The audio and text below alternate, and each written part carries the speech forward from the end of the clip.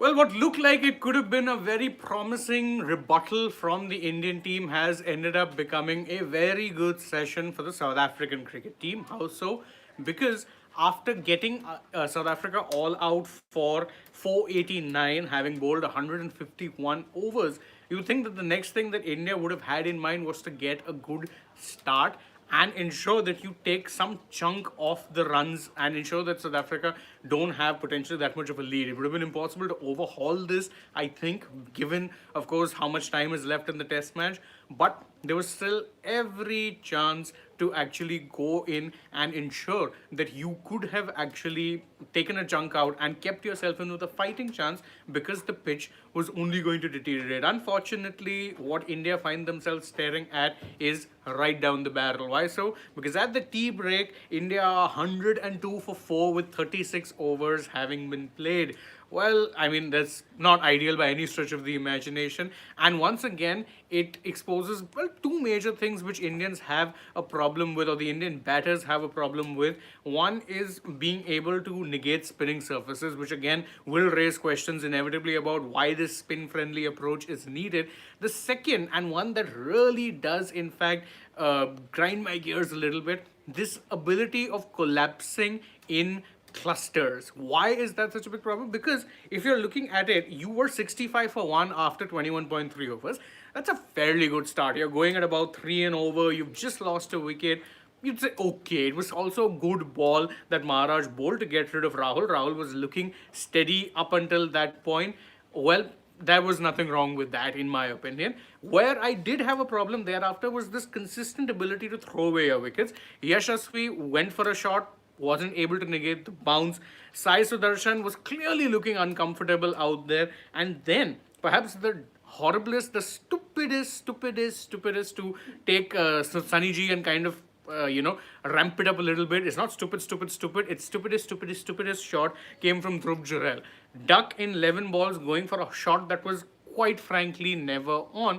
And instead of at one point being, you could have been, say, 102 for 1, and you'd consider that a good session, 102 for 4. Now it's advantage South Africa, and the pitch, to make things even worse for the Indian team, looks like it is already starting to deteriorate. Spinners are getting assistance because look at how it is they've operated. The 4 wickets, the only wicket that has fallen to a pacer is that of Marco Jansen.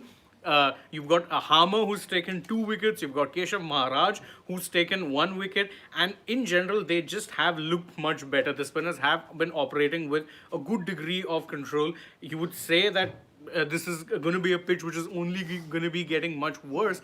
And really, what was the strategy here? And I can't quite understand what it is the batters were thinking, quite frankly. I really don't. I don't understand what exactly it is that they were thinking, what exactly the thought process was, what the strategy was. If the strategy was to go for lottery shots in the hopes or in the knowledge that one ball had your name on it, I don't think this is that type of a pitch. I think the pitch is breaking, but it is breaking slowly, it is breaking evenly. And if you apply yourself out there, there are runs to be had. Just look at South Africa, for instance. The major chunk of their runs came from their batters lower down the order. Senaran Muthuswamy got 109. Marco Varane got 45. Marco Jansen got 93. And I'd say it was a little unfortunate to miss out on a century as well. But look at that. The lower order were the ones who were getting runs. At the time, in theory, when the teams were getting the best batting conditions, the other batters all got starts. Markram got a start, Rickleton got a start, Stubbs got a start, Bavuma got a start, even Tony DeZorzi got a start. They all got starts, but none of them were able to convert those into big scores. But what happened later on was the likes of a Muthuswamy and a Jansen ensured that they got those big scores, pushed the target up nearly 500, 489. Overhauling that was always going to be a task, but at least take a good chunk out of it. Be disciplined in some way. Here there was no discipline. I don't quite understand what the tactic was. You were just going, you were looking to go for shots. Jirel in particular, it was a horrible shot to go for, and he rightly paid the price for it with his wicket.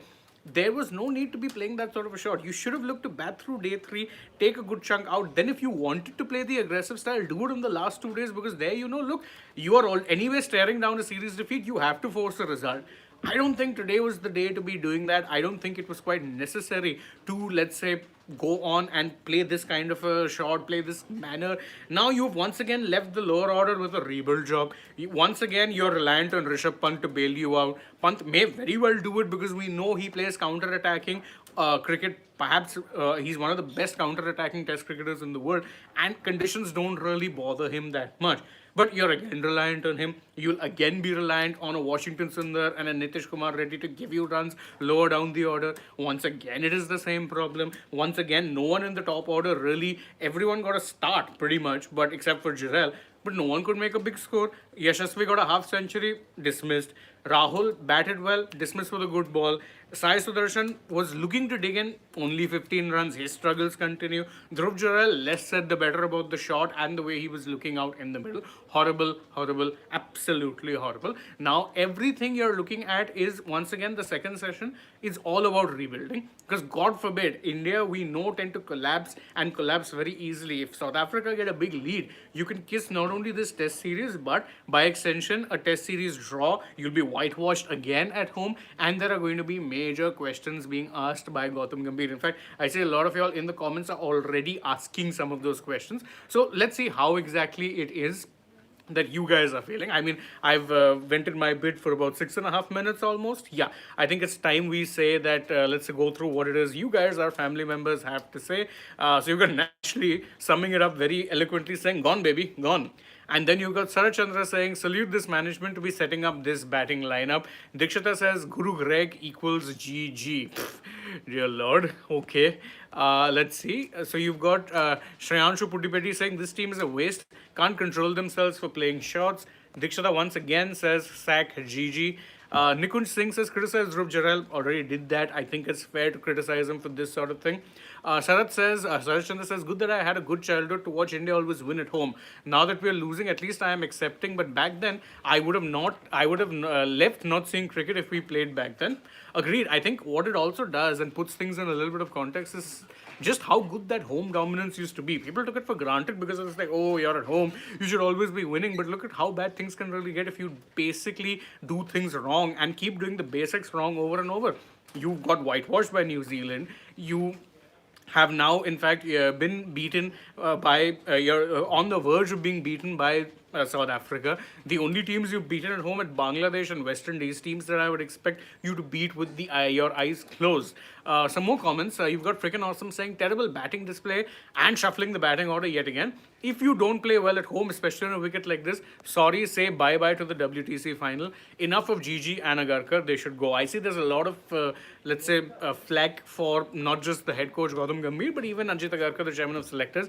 We'll discuss all of those in more detail when, well, more of my colleagues have joined me for the lunch break, because, of course, that's the longer break at 1 o'clock. But we'll talk about all these things then, as well as, of course, at the end of the day. Saurav Kumar says, I think we're overhyping this pathetic batting lineup. To score 600 in 4-5 sessions yesterday at a 4-5 run rate, shame on Gautam Gambhir.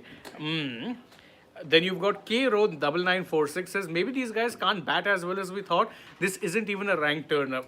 Very well said. This is not a rank turner. It is a spinning track, but if you apply yourself, there are runs to be had. It is absolutely not a rank turner. A rank turner would not have seen 500 runs being scored in that first innings. It would not have been. Anshu Mishra says, Shain sir, if in Delhi you didn't have the Akshar Ashwin partnership and next day Australia didn't do suicidal batting, then this would have been a third home loss. Absolutely. I fully well maintain that in the Australia series, the BGT that you had at home, 2023, you were saved in that Delhi test by your lower order. It was Akshar and Ashwin who had that partnership that bailed you out, because then again, you were always looking at that point, there was a collapse as well. Once again, your lower order bailed you out. Srijit is saying an innings defeat loading. I doubt. Even if South Africa dismiss India, I don't think they're enforcing the follow-on. There are two reasons you don't do that. One is because, of course, you want to ensure that the fourth innings chase is as big, puts a lot of psychological pressure. Second, why would you want to tire out your bowlers? It makes no sense. You've seen the flip sides of it when India put West Indies to follow on. you ended up actually tiring out your bowlers. Remember how tired Siraj was? I don't think they're enforcing the follow on. So a defeat loading, yeah, potentially. But I do also think that it's not going to be an innings defeat. Vikesh Jodha says, worrying signs for Indian cricket. Wholeheartedly agree. Saurabh Kumar is asking, why is Dhruv Jurel in the team? He always throws away his wicket. I mean, see, Jurel before this has been fairly decent in Test cricket. Let's not take today's match and only look at it. From a negative sense, I think Jurel is a capable test batter, but I do also think that today he didn't do himself any favors. Srijit says last test match for Gauti. You know what? If you end up losing a home test series, then the chorus of voices is going to grow because your next test match, which you're going to be playing, is in the middle of 2026. After this, you don't have any test cricket. You've got a white ball series against South Africa. You've got a white ball series against England thereafter. Sorry, New Zealand, which is in the start of the year. And after that, you've got T20 World Cup and IPL. So it's a white ball cricket diet, and the only test series after that is much later. You could very well actually change. You could very well actually change coaches for red ball cricket if the team management is so inclined. I'd do it.